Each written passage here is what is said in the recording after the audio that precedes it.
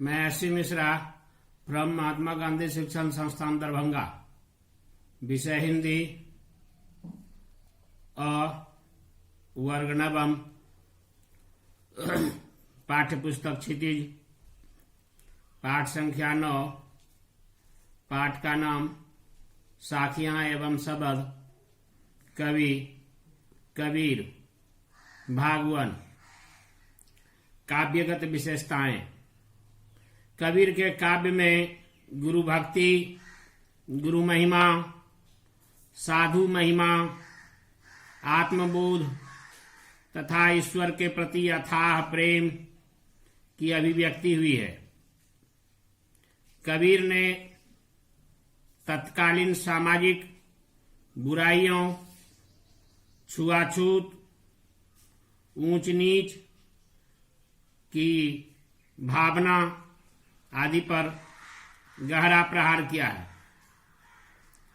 उन्होंने हिंदू मुसलमान एकता तथा विभिन्न धर्मों के बीच समन्वय स्थापित करने का प्रयास किया। उन्होंने हिंदू मुसलमान दोनों धर्मों के तथाकथित ठेकेदारों की कड़े शब्दों में निंदा की है। उन्होंने दोनों को सच्चे मन से प्रभु भक्ति करने का संदेश दिया। भाषा शैली। कबीर ने अपने काव्य में ब्रज, अवधी, पंजाबी, राजस्थानी, अरबी फारसी आदि शब्दों का प्रयोग किया। कुछ विद्वान उनकी भाषा को सधुकड़ी या पंचमेल खिचड़ी कहते हैं। उनकी भाषा में अक्खड़पन है। साहित्यकार हजारी प्रसाद द्विवेदी ने उन्हें भाषा का डिक्टेटर कहा। उन्होंने दोहों तथा पदों की रचना की है, जिसमें रूपक, उपमा, अनुप्रास, यमक, विरोधाभास आदि अलंकारों का सुंदर प्रयोग है। कविता परिचय। प्रस्तुत पाठ में कबीर द्वारा रचित 7 सखियों का संकलन है। इनमें प्रेम का महत्व, संत के लक्षण, ज्ञान की महिमा, बाह्य डंबरों का विरोध, सहज भक्ति का भाव, अच्छे कर्मों की महत्ता आदि भावों का उल्लेख हुआ है।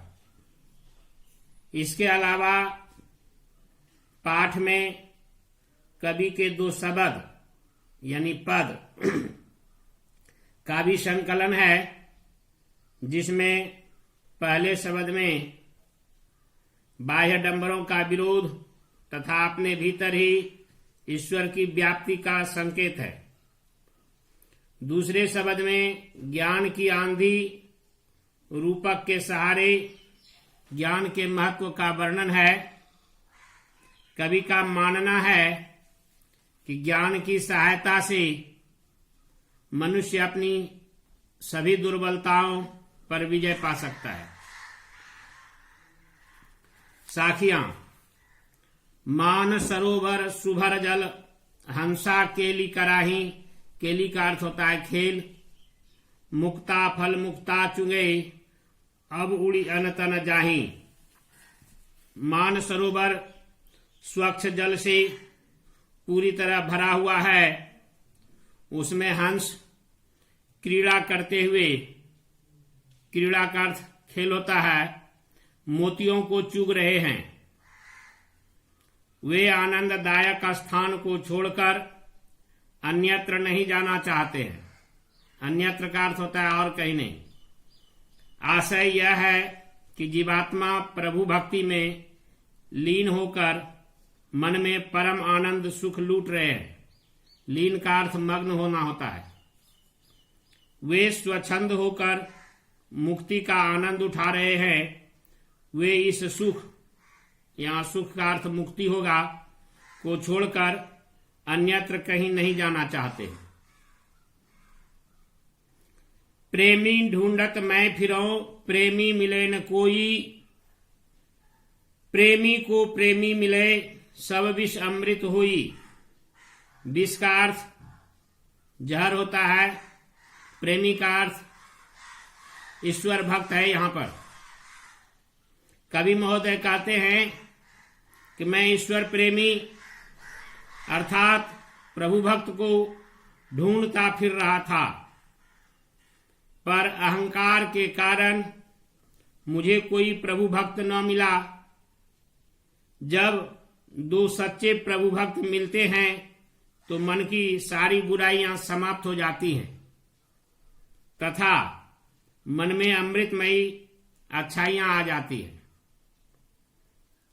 हस्ती चढ़िए ज्ञान को, सहज दुलीचा डारी।